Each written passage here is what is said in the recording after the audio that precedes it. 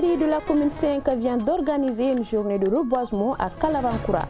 L'initiative s'inscrit dans le cadre de la 24e édition de la quinzaine de l'environnement. Les détails dès l'entame de cette édition.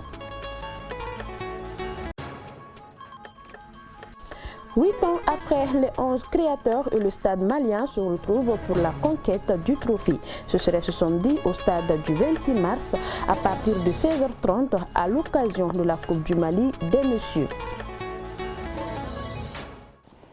Voilà pour le sommaire, mesdames et messieurs, bonsoir et bienvenue dans cette édition. Journée de reboisement à Kalavankoura, l'initiative est de la mairie de la commune 5 du district de Bamako. Elle s'inscrit dans le cadre de la 24e édition de la quinzaine de l'environnement et constitue un appui à la restauration du couvert végétal. Kadijatou Kamisuku. La 24e édition de la quinzaine de l'environnement porte de multiples défis environnementaux. Des défis qui ont pour nom la persistance des conditions climatiques défavorables, pression sur les ressources encore disponibles système, progression alarmante de la désertification, déficit d'assainissement et pollution des eaux, de l'air et des sols. Ce que vous voyez présentement même, vous voyez la rareté des pluies, ce qui n'était pas dans le temps possible à Bamako d'atteindre la mi-juin sans être placé en hivernage. C'est des aléas climatiques, c'est les changements climatiques. Et donc l'initiative, comme c'est la quinzaine de l'environnement, nous l'avons toujours célébrée le 5 juin. Et nous, c'est notre travail de tous les jours.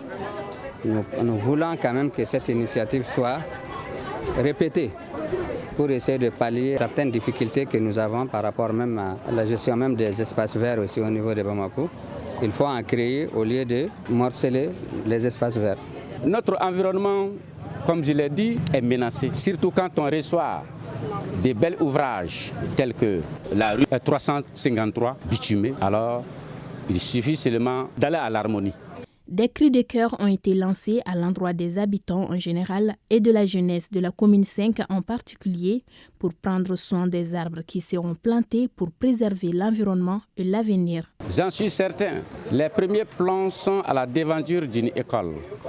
Vous me voyez déjà entouré par les élèves qui sont déjà conscients du rôle de l'arbre. Ces arbres sont confiés à la direction, au personnel.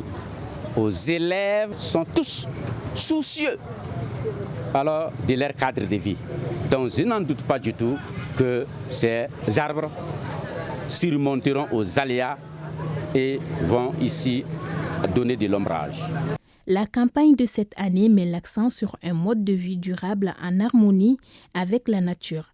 Elle souligne la nécessité de rétablir l'équilibre avec la nature en procédant à de profonds changements. Si vous êtes passé par Tourokorobougou aujourd'hui, vous avez sûrement dû remarquer que la devanture de la mairie est envahie par les ordures. Ces ordures ont été déversées par les étudiants de la colline de Badalabougou. Selon eux, c'est une manière de se faire entendre par les autorités municipales. Awa Kamar. La cour et la devanture de la mairie de la commune 5 transformée en un dépotoir d'ordures. C'est cette scène que découvrent les usagers des locaux de cette municipalité vacants à leurs occupations. Ces derniers voient en cette situation un facteur de maladie et d'accident de la circulation. Je suis venu à la mairie pour une carte biométrique. Maintenant, je vis ça, vraiment, c'est pas bien. Ça, c'est pas bien, ça, c'est des maladies. Personne ne passe, regarde. Ils ont mis ça jusqu'à dans la mairie même. Partout, il y a des saletés partout. Ne voulant pas s'exprimer sur le sujet, les responsables de la mairie nous apprennent néanmoins que ces ordures ont été déposées tôt le matin par les étudiants de la colline du Savoir.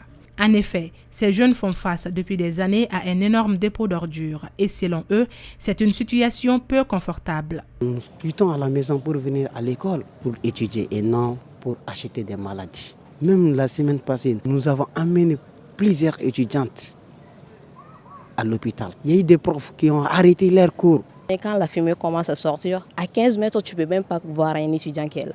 à 15 mètres. Ça, c'est à dehors. Quand on est dans les campus, bon, dans les salles aussi d'en haut, la salle, la fumée, la salle est remplie, quoi. On ne peut même pas étudier là-bas, on est obligé d'évacuer la salle. Selon les responsables des comités AEM des différentes facultés les plus proches du dépôt d'ordures, c'est après plusieurs tentatives de discussion qu'ils en sont arrivés là. Nous avons démarché le maire, on a été au ministère, au rectorat, dans plusieurs départements. Donc il y a des mois et des mois dont personne n'a réagi. Donc nous avons décidé, si le maire ne réagit pas, nous-mêmes nous allons partir verser ces ordures-là à la mairie, voilà, pour voir l'effet que ça fait. Donc nous avons versé ces ordures, nous avons mis le feu dans ces ordures-là pour que la fumée dégage, pour qu'ils comprennent comment les étudiants ici sont en train de souffrir. Les étudiants de la colline du savoir invitent les responsables de la mairie au dialogue qu'ils ont tant réclamé afin de trouver une solution à l'amiable. Sans quoi, ils entreprendront des actions plus fortes. Le métier de journaliste, comme bien d'autres professions, obéit à des préceptes. Il s'agit des règles d'éthique et de déontologie auxquelles la 2e édition du Salon des médias, ouverte ce jeudi ici à Bamako, accorde une attention particulière. Le concept est intitulé « École du Salon » et s'adresse à près de 30 jeunes évoluant dans le domaine. Aïssa Taba. Ils sont 30 jeunes journalistes à participer à cette formation de 3 jours, à l'initiative du Salon des médias pour le renforcement des capacités des jeunes dans l'exercice du métier. On a décidé de joindre l'utile à l'agréable cette fois-ci, au lieu de venir juste faire l'exposition, montrer à nos partenaires comment est-ce que nous travaillons, comment est-ce que nous évoluons. On a jugé nécessaire quand même d'apporter un soutien en matière de renforcement de capacités aux journalistes en herbe. Donc l'objectif est qu'à la sortie de cette formation de 3 jours qui est initialement prévue, on souhaiterait quand même l'étendre pratiquement sur l'année. Si on arrive à avoir des partenaires et continuer à former les journalistes pour servir la nation. Basé sur l'éthique et la déontologie, il est question dans la dite formation d'apprendre aux jeunes les genres rédactionnels et les traitements de l'information en période électorale. Le premier cours de l'école du salon est porté sur la couverture médiatique et le comportement d'un bon journaliste sur le terrain. Beaucoup de jeunes viennent au métier, ils aiment le métier, ils veulent pratiquer le métier, mais il leur manque des choses.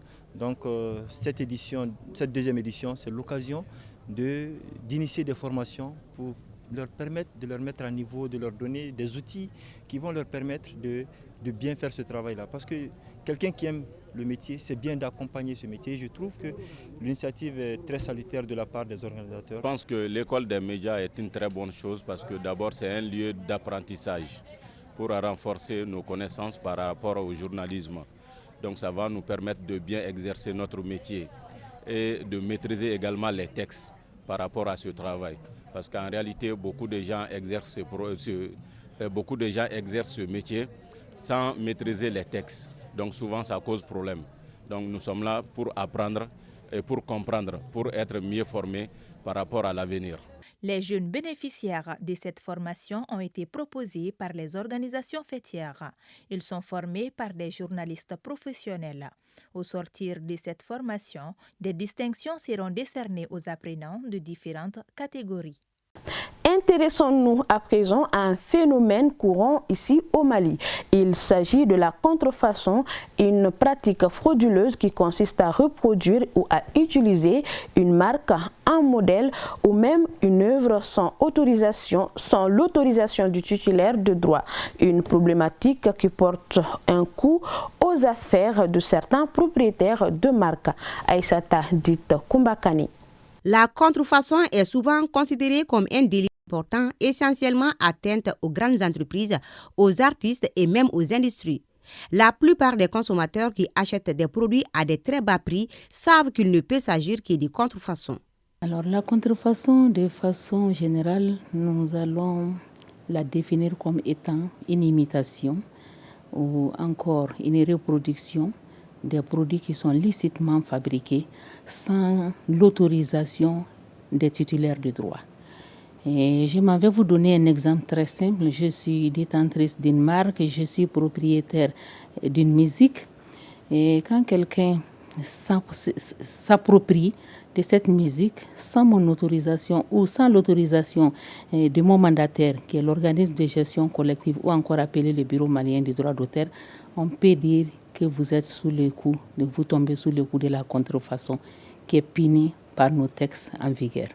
En réalité, c'est un véritable fléau économique et social qui affecte même la santé des consommateurs, car les produits contrefaits peuvent s'attaquer à tous les organes et endommager toutes les parties du corps humain. On peut dire que ceux qui se livrent à la pratique de la contrefaçon le fassent sous l'appât du gain facile, parce que quand on analyse la contrefaçon, ça porte un énorme préjudice à notre économie, et que ce soit du point de vue, comme je l'ai dit, économique, ou bien que ce soit du point de vue social ou environnemental. C'est un coup dur que l'État d'abord subit et ensuite les auteurs subissent un énorme préjudice en ce qui concerne les conséquences de la piraterie. Et ces contrefacteurs, si je peux m'exprimer ainsi, portent une atteinte aux droits qui sont légalement protégés.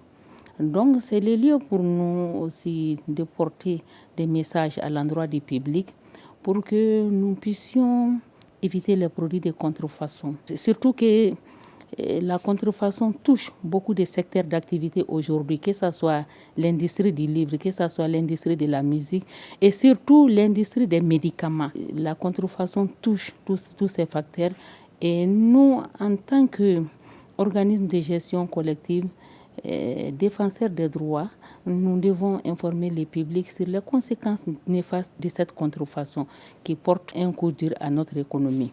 Pour venir à bout de la pratique, les autorités demandent l'implication de tout un chacun. De dire au public de faire beaucoup attention à ce que nous sommes en train de consommer, parce que quand on prend aujourd'hui, je l'ai dit, l'industrie musicale, l'industrie du livre et surtout l'industrie pharmaceutique, les cas de contrefaçon tuent. Et la contrefaçon tue la créativité parce que ça engendre beaucoup de pertes et ce qui porte un coût préjudiciable à notre économie.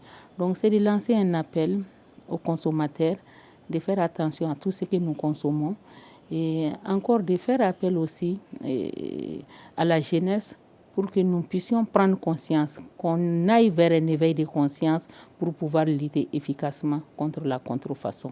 Le piratage ou la contrefaçon met à mal le fonctionnement normal de la cité. Alors, s'attaquer au phénomène doit être une conjugaison d'efforts de tout un chacun, car c'est un acte d'hostilité qui affecte l'économie du pays et la santé des citoyens.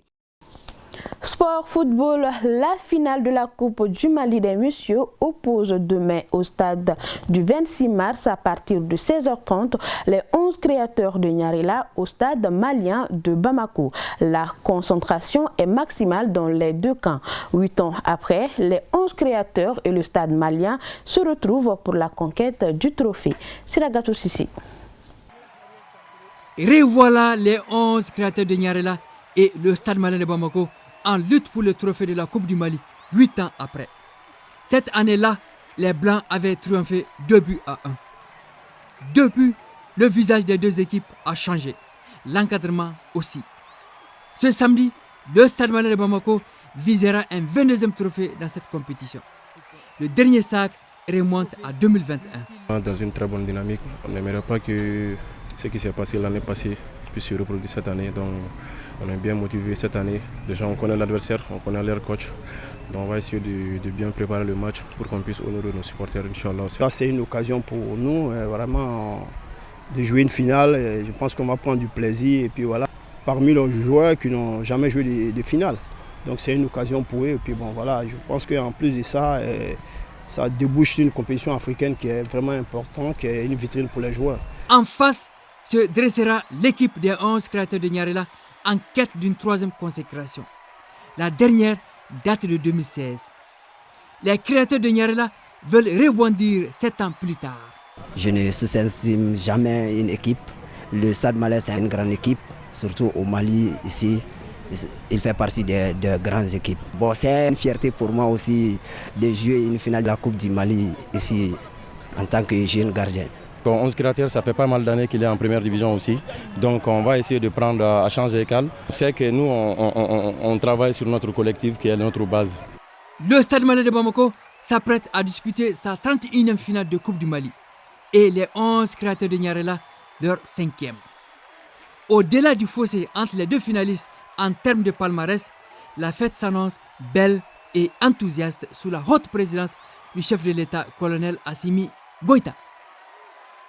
C'est la fin de cette édition. Merci à vous de l'avoir suivi.